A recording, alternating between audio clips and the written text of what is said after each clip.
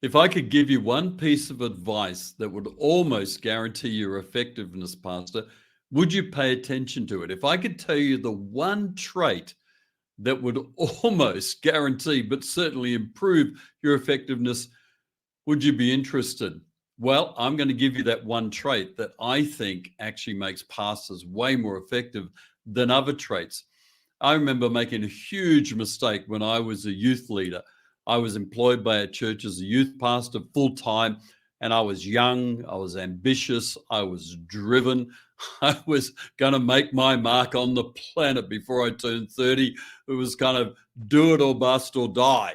I was out to make that. So I was working all sorts of hours, out too many nights a week, working hard, not taking days off. My wife set me down because we had two little toddler kids, very little children. And my wife, I'll never forget the day she set me down in our family room. I could take you to the house and the place. I could take you to the very spot right now. And she read the riot act to me. And she said, "You are damaging our marriage. You are hurting our children. When you're here, you're not really here. You're exhausted.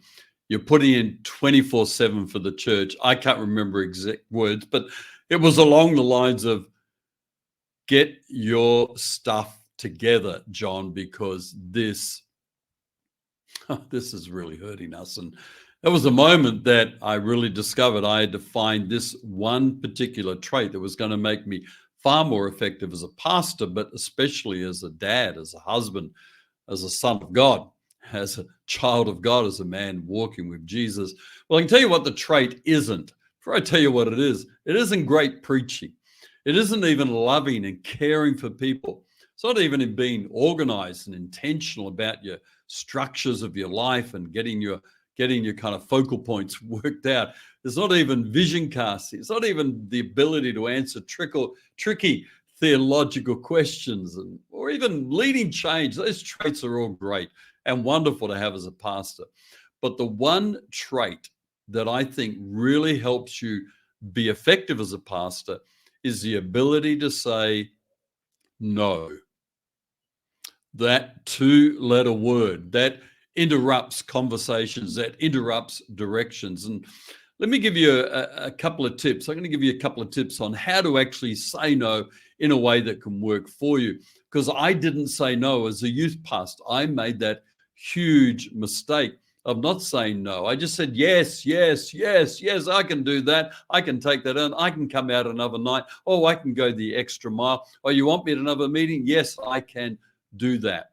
And I want to encourage you, pastors, to start saying no to being 24/7 available. Say no to Saturday night sermon prep that robs your family. Say no to shortcuts that you think, man, this is really going to grow my church quickly. Say no to attitudes that are wrong, pride, arrogance, jealousy, lust. Saying no to that big giver who wants to control what's done with the money. Say no to bullies. You want to say no. So let me give you a couple of tips on how to say no.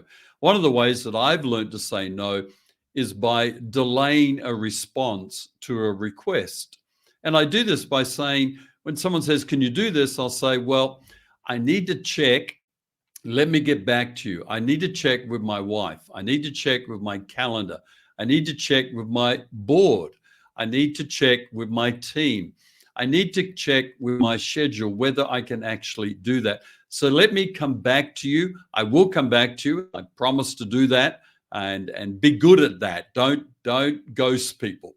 Don't use this as a deflection to never get back to them. Always get back to people, but be a person of your word. But it can help you rather than say, oh, I'm feeling the pressure from this bully, from this person who wants to control me, from this person who wants to control our church, and they want you to make a decision on the spot. Use the phrase, let me get back to you on that. And it gives you time to step away. Another way to say no is to actually come back to the person who's asking you to do something with questions. So for instance, if your boss comes to you, maybe it's your pastor who's your boss, comes to you and says, hey, I want you to take on this project.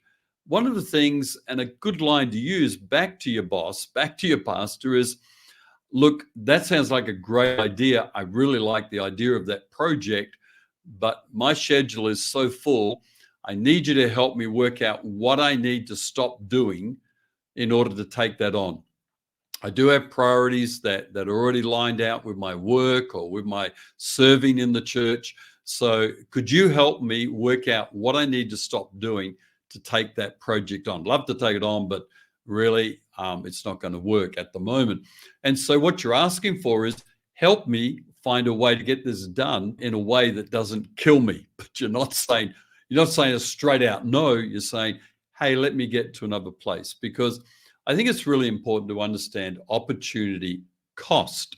Opportunity cost, for instance, if I grab this nice little espresso cup that I use for my coffees, if I grab that espresso cup, hold it in my right hand, I now can't use my keyboard with my right hand. I can't use my mouse, my Elgato Stream Deck that I love having. I'm a real geek, trust me.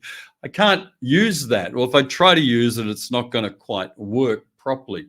This is opportunity cost. When you say yes to something, you are saying no to something else. When you say no to something, you're saying yes to something. So as a leader, it's really important to know what you're saying yes or no to. If you're having struggles with developing this effective trait, developing this, I think, one trait that will really make you an effective church leader, why not book a discovery call with me? Have a chat, have a 15-minute chat, no obligation. But maybe a chat with me just might help point you in the right direction. And you may want to use my coaching services. You may not. That's not the point of a discovery call. A discovery call is to meet, greet, say hi, and see where I can help you. Why not book a discovery call with me today?